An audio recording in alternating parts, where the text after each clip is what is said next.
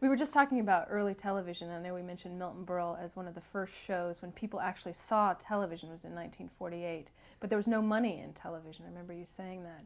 But we were talking about what radio people thought of this new medium and actually working in it. Was it an option that you thought about? Well, the excitement was still in commercial radio and in my staff sustaining thing.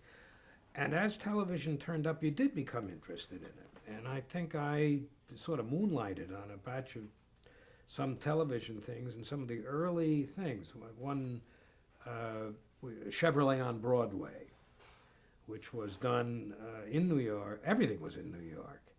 I don't remember at that time the loop only was in the east, and it didn't go out to the west. They put that in a little later. The coaxial cable you're Yeah, talking about, yeah. the cable didn't go out to the west, so that when they made a show in Hollywood, it had to be shown in the east on kinescope. And kinescope was another thing entirely. It was really low quality, terrible. Uh, so that in those early times, it was all New York. And Chevrolet on Broadway, I remember, was produced, and I did a show for it, which starred Gertrude Berg, Molly Goldberg. I had an advantage on that because I'd gone to camp with her daughter and son. And she used to turn up on Parents' Weekend, a distinguished lady with a fur coat. And so I sort of knew her and managed to get the script to her. But it was Gertrude Berg and Minerva Pius, who was Mrs. Nussbaum on the Fred Allen Show. And it was a homey story about these two ladies who were trying to get their children to get married. Classic folktale. And the children are against it totally because they don't want their mothers interfering, and they can't stand the fact that they're actually falling in love or something of that sort. The fun about that was that there was no big television studios then. They hadn't really branched out anywhere. And the studio they were using was, I think, 3H in NBC. It was a radio studio. It was the same kind of studio that we had been doing our radio plays in. And it was, about as not bigger than a basketball court, perhaps. And in the show I had, there were 12 sets, which had to be stuck all the way around because this is live, all at the same time. The cameras had not been reduced. They were huge then, and the lights were much stronger. And this little crowded thing went on in this studio. And they were marvelous because both Gertrude Berg and Minerva Pius were terribly funny character actors. They were just great. And it was, I loved it. I think other people did. It worked out. It was good. This was her debut. This is 1948, I believe. Was that her debut in television? Mm-hmm. Yes, it was. That's right, because she then went on to do the Goldbergs. Now that you remind me that that's why we got her to do it. She wanted to try out television because there was some talk of her going on and doing the Goldbergs, but she didn't know how she'd feel about television. So she tried it out with our show. And because she was a big radio star. Oh, yes, had been for years. Long years ago, it was not a soap. It was evening. He would be on 3 nights a week at 7:30 in the evening. And then it became a daytime soap. And then finally, the television. Was that your first teleplay? I'm not I'm not really sure. It was one of the first. So how were you asked to do television work? Just because you were at NBC? Well, you went around and asked somebody. You in the television end, you were behaving like a freelance.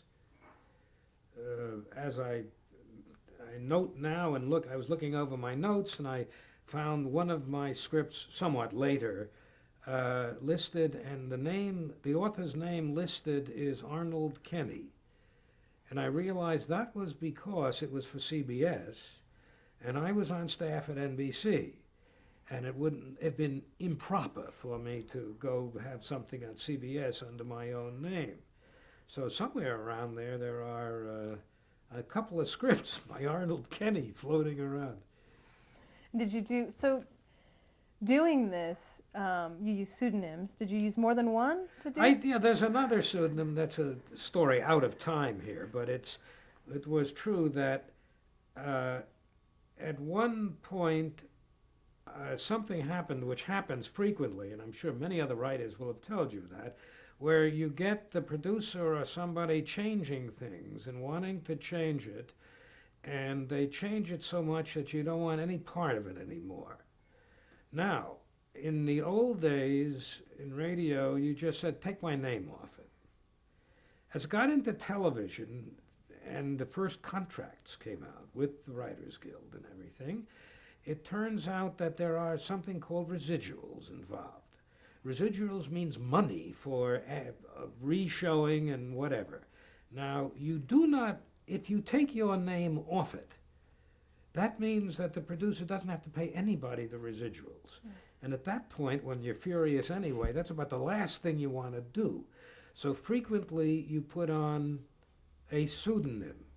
And I can remember having that where it was, oh goodness, it was something I did for Sam Goldwyn Jr. And he had his wife rewrite it. His wife was a writer. He had his wife rewrite it totally, and I got one look at it and said, I don't want any part of it. Said, I'm putting a pseudonym on it. So I decided to put on a pseudonym from a Paris short story called Bancha Schweig, which is Bancha the Silent. It's a story about somebody who, whatever happens to him, he doesn't say a word. And he finally, he's in heaven, and St. Peter says to him, now you're here. You can say what you want to. He says, what would you like? You could now have anything you want. And he says, well, I'd like every day to have a hot roll and butter. And that's the story of Bancha Schweig. So I listed in the Union B. Schweig as my pseudonym, and it's appeared on like 2 or 3 different things over the years. That's great. On the grounds that I wouldn't say a word. Now, when you started writing scripts, how much did you get paid for a script? Do you recall? Let's see. It's hard to remember exactly. Television, remember, did not have a scale yet. There was no union contract in those early days. So I think, $200 or $300 was what you got. I remember doing an hour show, Sustaining, which was an adaptation of 6 Characters in Search of an Author, which took place in the television studio. And I do remember that the fee I got for that was $200. I think Chevrolet on Broadway was much more. It was $300. And it didn't go up. A little later, as you got into the big story on television, it was $750. By this time, I think the first union contract had come in, and the fees went up appropriately at those times. Now, how often did you work, say, between the late 40s and the early 50s when you were first starting out? Well, in television, how often would television, you get a script going? Oh, on and off. It wasn't as much. It became a little more as I got involved in a show which was on radio called The Big Story, which then also was done on television. And I had been writing it on radio. Again, this was sort of undercover. It wasn't really undercover because it was NBC. So I was allowed to have my name on it, but it was outside of the staff job. So that I was paid, probably $325 for the radio. This is commercial radio. I think Lucky Strike or something was the sponsor. $325, I think, for the radio show. But when they started television and I did some of the television, it was $750, which looked pretty good. Because let's see, the beginning pay as a apprentice writer at NBC was $57.50 a week. I was advanced very quickly. They didn't wait for the full amount. They advanced to full senior writer, which was up to about 85 to 95, and I think after a union contract, it went up to 110. Then I was given an overscale position of, I don't know, 150 or something a week. But you have to remember that you're talking those years, 48, and it is different. The 54.50 was not like 54.50 today. That was good money. It Was it was not? not bad. Not bad? It was low, but it was possible. As an example, we just happened to pull the rent certificate off our refrigerator from our first apartment after we were married, and the rent for that apartment was $57 a month for a 3.5 room apartment. So that gives you some idea of what the scale is for Wow. money. When you would going to you had your television scripts, who would you go to? Would you just go to producers at the networks? You'd work usually with the producers. Very rarely did you complete a script and then sell it. You went to see and talk to them and get them interested. Then they would ask for a treatment. Some cases they said they'd take the script on the basis of what you said. But most often, I can't remember really many times doing a script which was not spoken for. And I think that's the general pattern in the industry. There is a somewhat later story where the way it would go is, say, Studio One, which is now mid-50s through there. You'd go have lunch with Florence Britton, and Florence Britton was I don't know what the title was, but she was in charge of scripts for them under the producer. And if you were shrewd, you would have lunch with Florence Britton and wait and discuss one thing or another until she had finished her second or third martini. And at that point, you could then sell her the menu, as a show. And that's really the way it worked out. You would tell her the story at lunch, and she would say, good, well, write that up as a treatment, and, you would go on. And once by now the union is in, and once they asked for something, they were committed to pay. At least the minimum. So this was a different world from an earlier world. So when you're in the radio, you're covered by the union, but when television was first starting out, you did not have... It was not covered until the jurisdiction was settled between the screenwriters, the radio writers, the Authors League. There was a great big fuss about it. And eventually, the Authors League started something called the Television Writers Group, where and everybody was on different sides of this whole argument. Eventually they came together, and the Screenwriters Guild and the Radio Writers Guild joined together, and the Authors Guild approved it, and the Radio Writers Guild was formed, East and West, the current union now. And the first contract came after that, and after that then standards were set.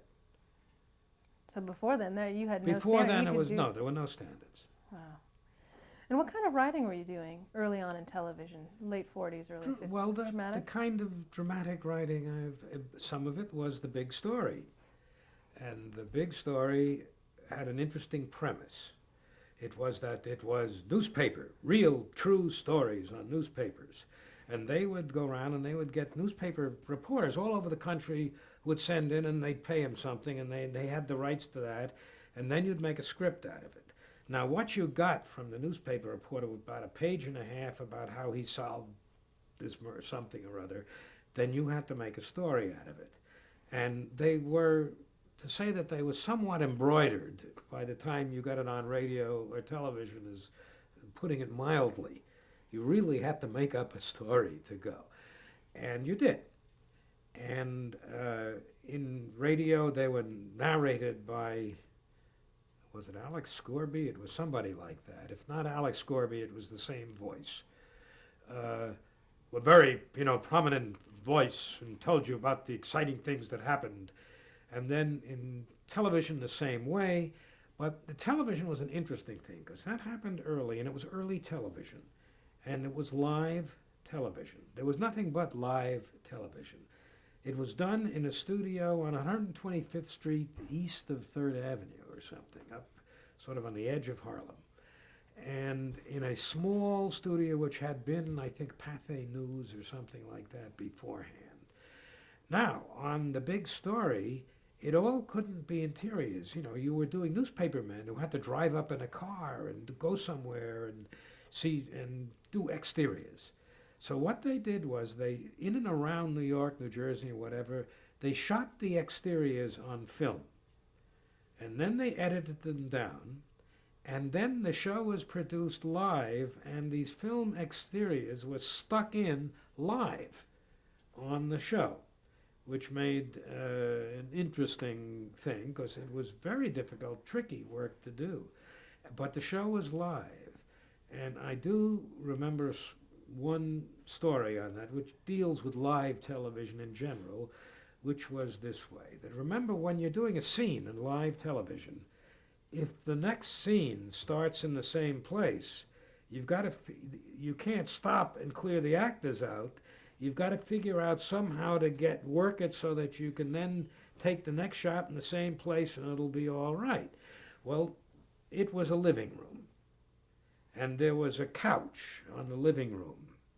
And the corpse was on the couch. And behind the corpse was the reporter and a young woman, and when they discovered the body, she had a tray, and on it was a can of beer. Now, the next scene had to start in that same living room. So the way they were going to do it was the camera would push in on the fellow standing behind it. When the camera lost the couch, the assistant stage manager would sneak in and tap the actor on the ankle so that he would know. Then he could slither out and leave so that the couch would be empty, so that when the crossover came to the next scene, they could take the empty couch. Well, we're in the control room watching this thing live, and the actor who was holding that thing was very nervous. And you could see the tray starting to shake like that, and the beer can is rattling, and the beer can toppled over, fell off, hit the side of the back of the couch, rolled that way, hit the side of the couch, rolled down, hit the actor on the ankle, and the corpse got up and walked away on camera. But that sort of thing happened not infrequently in live television. So what happened in the control room? What did Oh, everybody's going, yeah! What can you do? You pretend it didn't happen. Did that happen frequently? It has. Well, I know of another example in one of my shows. It was a later show. It was a show starring Hugh Cronin and Jessica Tandy called The Confidence Man, one of these Sunday night. Like the Alcoa Hour, I believe. Alcoa Goodyear, yes. It was an hour show. It was a funny original. He was a confidence man. It was a period piece in the 1880s. He was a con man, and he was making up to her. She was a spinster, but she had some money, so he was going to defraud her and take the money and one thing or another. And the plot line calls for the fact that she gets the goods on him. And she barges into the saloon where he hangs out, and she tells him that she has enough on him to turn him into the police. But she will not do so, but he has to do what she says. He has to escort her to the opera. He has to take her to in other words, he has to show other people that she has a man.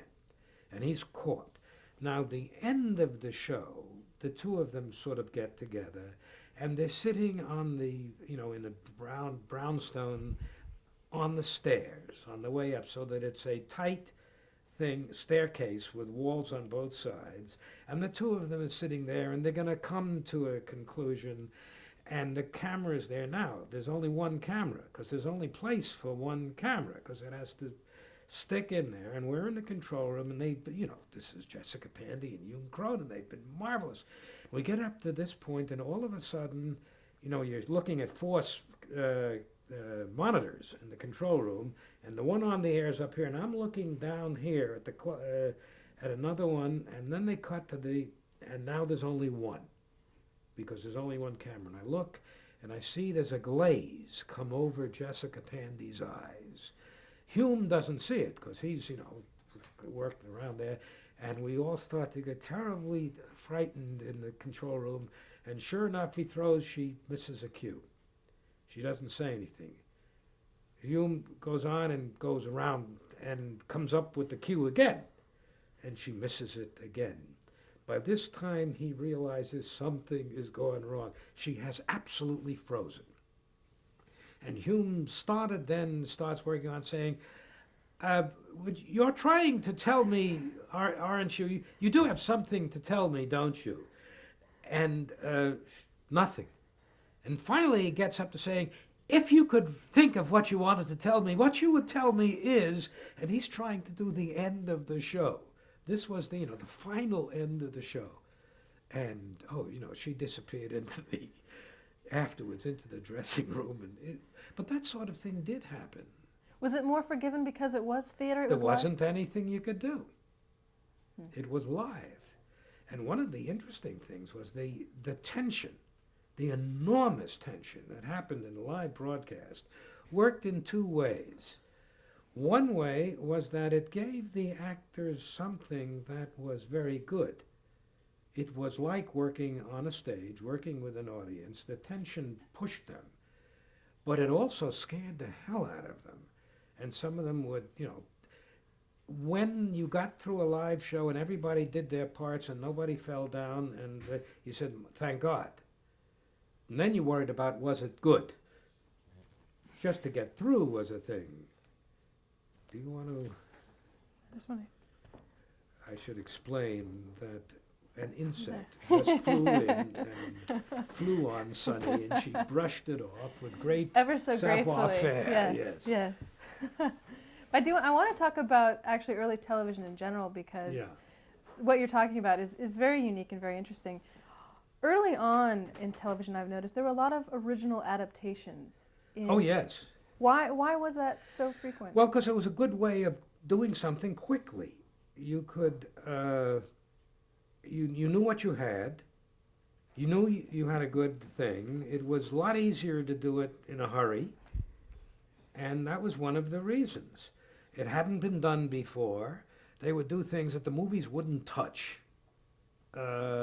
Short stories, oddball plays, all kinds of things that were too short for a movie. Remember, an hour television show really is a long, short story. It isn't really and when you did plays for an hour show, you had to cut the hell out of them. And so that there was a niche in there, and you found an awful lot of short stories, classical short stories that everybody loved, that turned up adapted. And I think that happened frequently. Were audiences very receptive to that kind of? Oh, they were indeed. For one thing, well, in two ways. Part of the audience would say, oh goodness, isn't that great, they're doing Ernest Hemingway. The other part never heard of Ernest Hemingway, and they said, oh, it's a great story about a prize fighter. So that either way, it worked out fine. When did that start to change? I think perhaps as they got to the later on, Playhouse 90 and thereafter, when they started to get into the made-for-television movie, which isn't really a truthful thing, but it means the 2-hour television show, I think there was less of that. For one thing, you could handle longer material, so the short story was no longer the point. So that a lot of that changed for that reason. Then, as television got to be money, you had to pay for those rights. Mm-hmm. In an earlier time, you know, if they paid the writer $200, they paid the original author $100. as television started to be a successful commercial medium, people with a book and a play and everything else wanted to get paid, so that you thought twice before going into it. But they're still adapting novels and things and plays. Still is used. Did you do any original work in the very beginning? Yeah, I did some. I'd have to. Well, for one thing, Minerva Pius and Gertrude Berg, and some others on things in which the theme would be horror stories or something of the sort, and you'd make up an original. I think I did one once. I'm not sure whether it was for Lights Out. No, it wouldn't have been Lights Out, but one of them, in and around the time they were doing Lights Out, because they had just, for the first time, shown some congressional hearings on television. And there was a famous one where they weren't allowed, and they had to show just the hands of the witness for some reason that obviously no longer occurs. And so I wrote one where it was a fantasy premise, and they've called this guy, and it turns out he's really from Mars. And the end of it is he looks at them with his third eye or something like that in the middle of the forehead. But the whole thing was a takeoff on those congressional hearings where they're doing the witness. This is the blacklist that you're referring to? Or? No, this was early on. Oh, yeah, much earlier. The blacklist was the 50s, a real thing. Yeah. I'm sure we'll talk about. Yeah, we will talk about that. But when you were doing radio, how did you learn to write for television? Did you watch shows to learn? I think you just sort of say, well, it's like theater. You knew what a theater script looked like. You knew what a theater script looked like more than a movie script, although I had seen motion picture scripts. But the live television script is like a theater script. To the point where, let's see, the stage directions tended to get put in. It was very much the same as theater. And you were not thinking of it in terms of movies. For one thing, they couldn't do it in terms of movies. You didn't do the very quick jumping from scene to scene because you couldn't do that. You were there physically. Tony Randall told me a story once. He was in a show with Parker Fennelly. Parker Fennelly's the old New England actor, Sara Lee and all of that. Marvelous old actor. And Tony was going crazy because he had a script that was, 50 pages long of just his script for this hour show. And he had been having terrible trouble memorizing it, sweating, trying to memorize this whole thing, and, really not doing well. And in the first scene of this, now live, he's in a general store, and he's talking to Parker Fennelly, and he comes in, he has only one line, he says, "Thank you," and goes out. And then he has to run to the next scene. And Parker caught him running to the next scene. He said, "All right, so far." And that was, and Tony broke up and had to recover himself for the next scene. We're going to take a break here.